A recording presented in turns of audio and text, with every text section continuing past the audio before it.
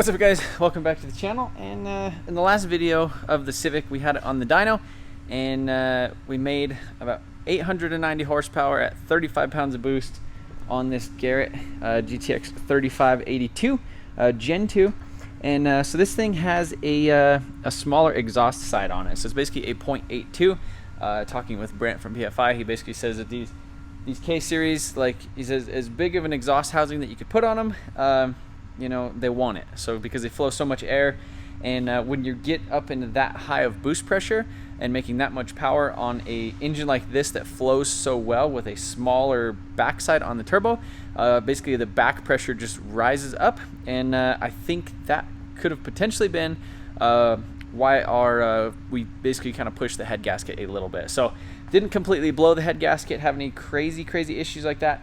Just on the dyno, basically it just was pushing out of the overflow. So right here, this thing, I think this is a 1.2 kg FCM or 127 kPa. So it has that cap on there, and basically what it was doing was just pushing it into the overflow. When we were at that super high boost, it was fine at 30 pounds of boost, but when we went up to like 34, 35, that's when we had the issue. So basically we decided to kind of call it right there, pulled it off the dyno. The next day I went and drove it around, and everything seemed pretty decent. I mean, it didn't overheat, didn't do anything crazy. It wasn't like smoking out of the exhaust or anything, didn't smell funny or anything. But when we would get into boost on like 16 pounds, it would push a little bit of coolant into the overflow again. So one of the things that we could do to actually kind of solve that issue is what we have here. So I have a brand new JE Pro Steel, which is the one, basically the same exact one that's currently in it. And then we have some upgraded ARP rod bolts. So these are actually the L19s. I just kind of have, I guess, the base model like right off the shelf. These ones are, yeah, so I think Dave was saying these things are made out of like tool steel, and they just won't stretch. So you don't have to do any crazy machining or anything for these things to fit in. But I guess these are the big dog studs that I should have honestly probably had in there to begin with. And then we also have a set of cams. And then I have, this is a timing plate or a little cover that goes on this end right here. And it's basically a two-piece design where supposedly you could kind of, you know, remove the head without having to pull that lower timing cover and like reseal it and do all that type of stuff. You just have to do the top of it. And it looks really cool. So that thing was on sale and the cams were on sale, so I just decided to do that at the same time. So Garrett actually sent me this bigger exhaust housing. So this is a 1.06 AR, and that is for that 3582. But also in this box right here is it's kind of the big dog is what we're gonna call it. So this is a newer, bigger turbo. This is Garrett's new G series. This is a G42-1200 Compact Turbo. So this thing is compact. They have a version that's a little bit bigger, and it's just, I think it's just bigger. So overall, so they reduced the size of the compressor side just to make it actually kind of fit in smaller spaces. And so the plan is we're gonna see how it fits in there. Again, it is Wednesday, May 20th, and I believe Saturday is I think that's the 23rd. There is a race at Bandamere, which is the PSCA race, which is the class that PFI sponsors. So there's going to be a lot of import cars up there. Obviously, the Boosted Boys and PFI are going to be there too. So we're going to see how all this stuff goes. The plan is to remove the head off of the engine in here. That's the plan. I'd like to leave it all together, leave the bottom end and everything in it. So basically try to pull the head off of it. We're going to mock up that other turbo, see if we could potentially get it on there. It is a V-band exhaust side, so I went ahead and ordered the correct V-bands and stuff right here, and so that I was thinking we could basically cut off the T3 flange, maybe weld it. I was already talking from Hayden from Meticulous about making a new manifold, but maybe in order just to kind of make this race and do some other stuff, we might do that, or we could just weld the wastegate on that 1.06 AR back housing, and since we've already had this turbo on there, actually just use that and you know, go to the track like that. So I'm gonna get started with this and see how far we get.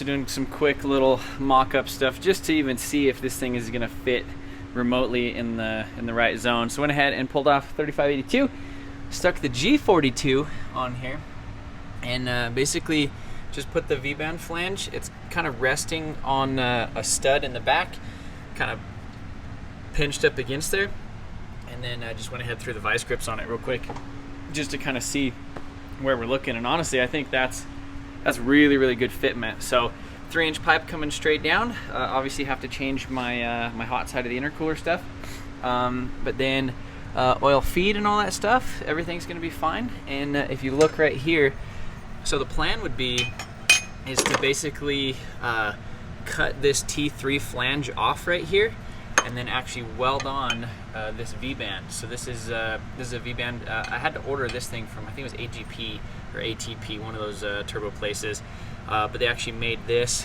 So this is a 128 hot side on this thing. So really big. The one that Kyle has on his minivan, the Rowdy, is actually a 1.15, but this is a little bit smaller turbo than that, and so it might work out just pretty good. So I was kind of on the fence for a while because this was the only housing they actually had in stock.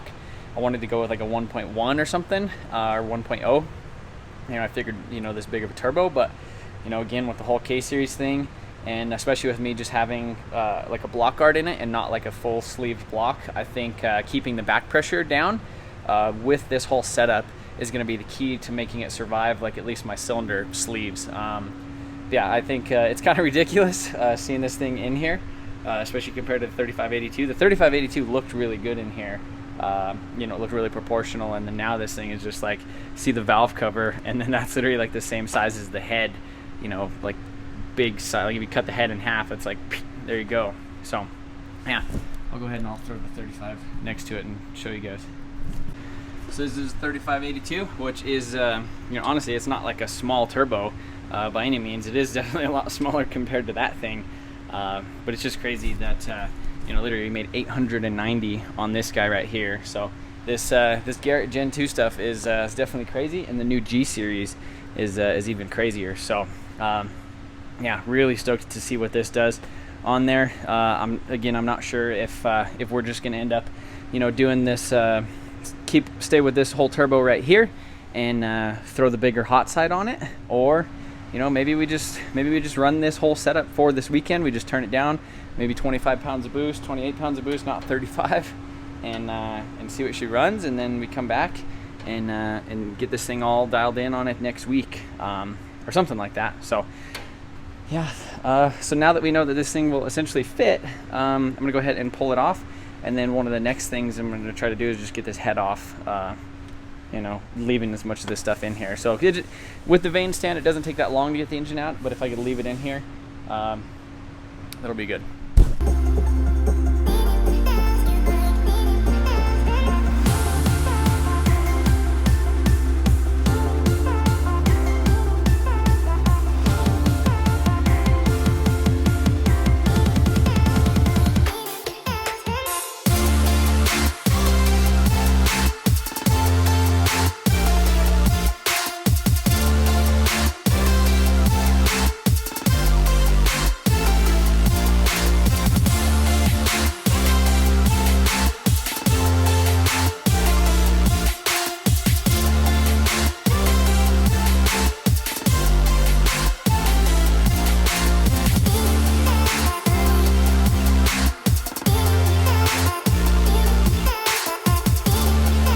Alright guys, so it has been 3 days since I pulled the head off of this thing, and kind of found some bad news, and I was just kind of bummed about it. So I was just like, screw this thing for a couple days, and I was honestly just going to take it out and not do anything for this weekend. So it is Friday at noon, and that race, the RMSS, which is the Rocky Mountain Summer Series, the PSCA, which is the Sport Compact something Association,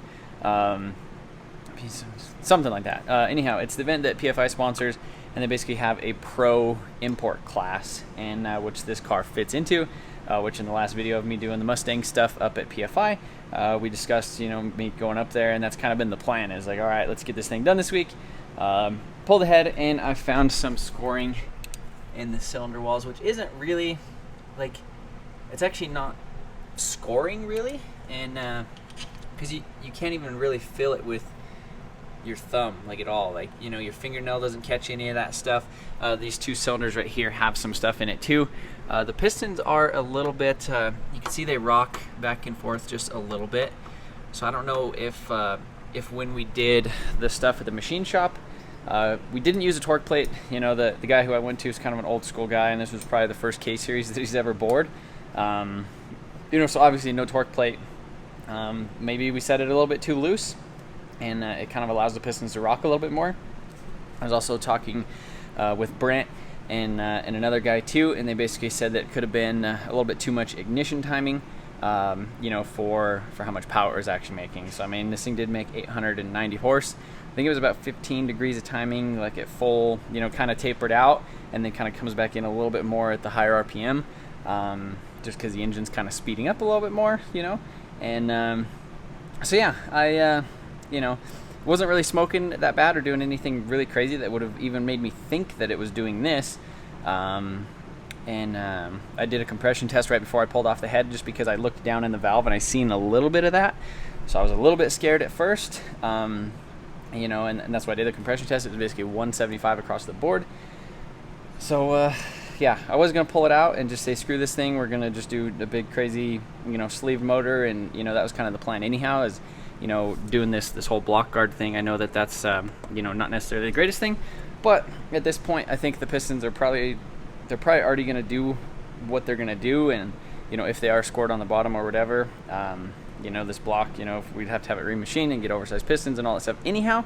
So I think at this point I'm just gonna put it back together, just because I've been waiting to go racing for a long freaking time, and you know, if this thing just smokes just a little tiny bit, which it didn't smoke really at all, I don't think we're really gonna have too big of an issue. So we're just gonna throw it back together, throw the new head gasket on it with the new head studs.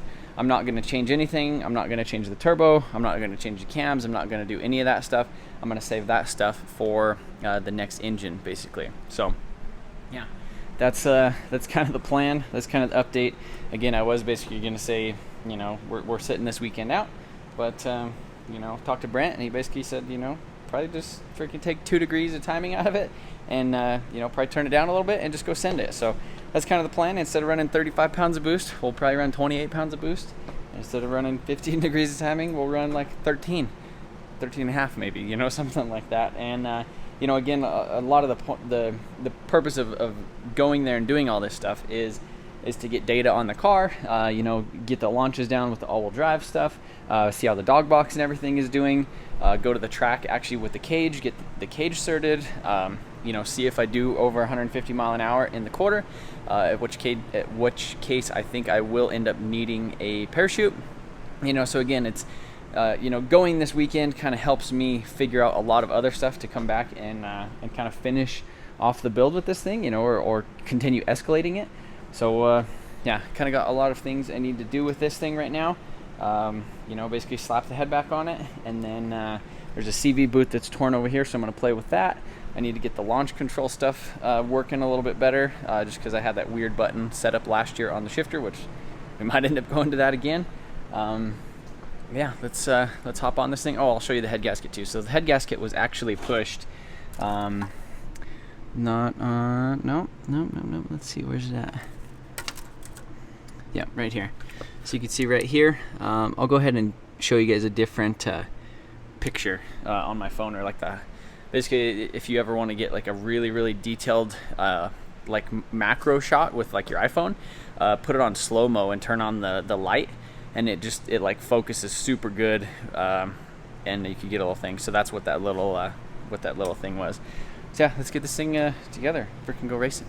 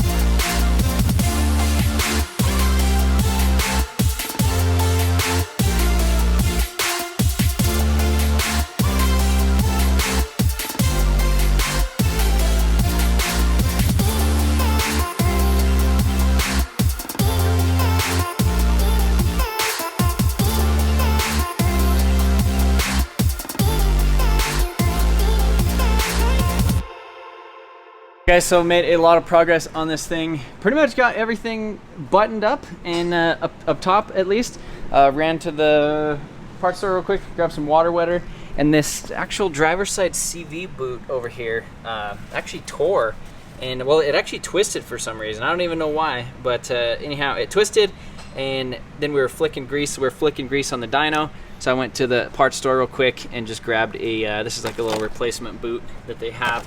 It says it's actually for this axle, so we're gonna go ahead and take this thing apart, throw some new grease in it, and get this thing back together. Take it for a rip. Just gotta come in here, load this tune-up in it, and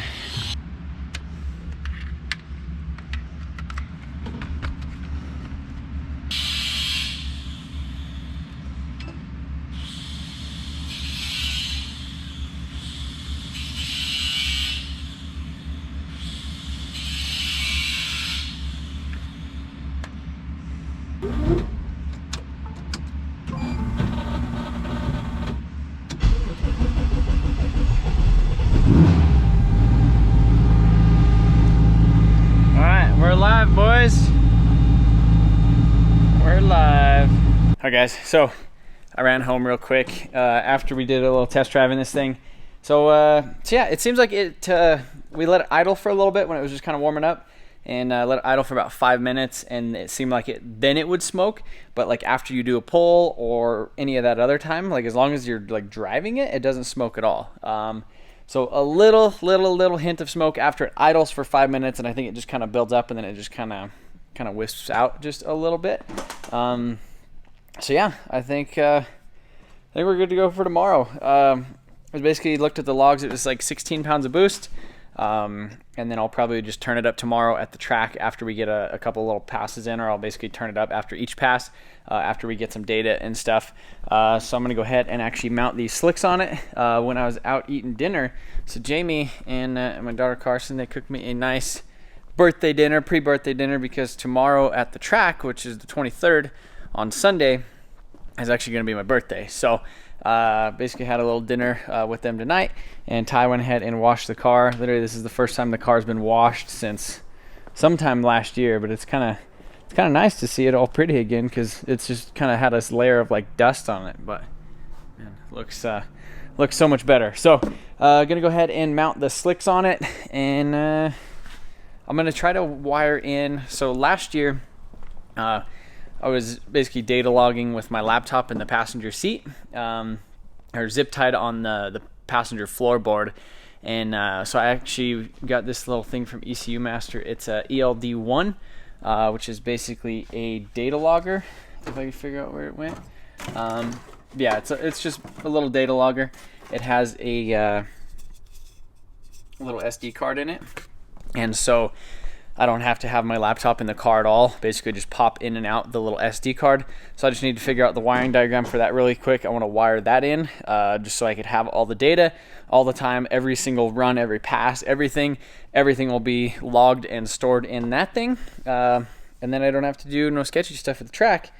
Could basically just hop off the track, pull out the card, look at the data logs. I could adjust stuff. I could, I could be like, oh, freaking boost needs turned up. But I'm quit rambling. All right, so got the slicks on it, got the front bumper on it, got the grill on it. Man, it's looking pretty good.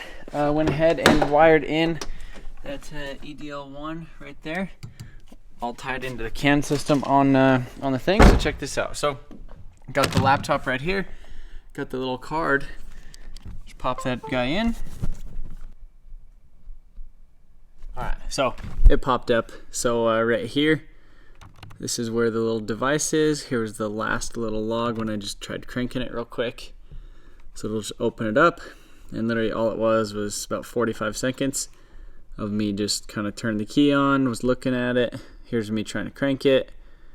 There we go right there. So that it's gonna save me a lot of hassle at the track tomorrow, and literally I could just roll back in the pits, pop out the card, pull the log on it real quick, and then I could look at the tune, adjust it, throw a new thing, whatever I want to do in it.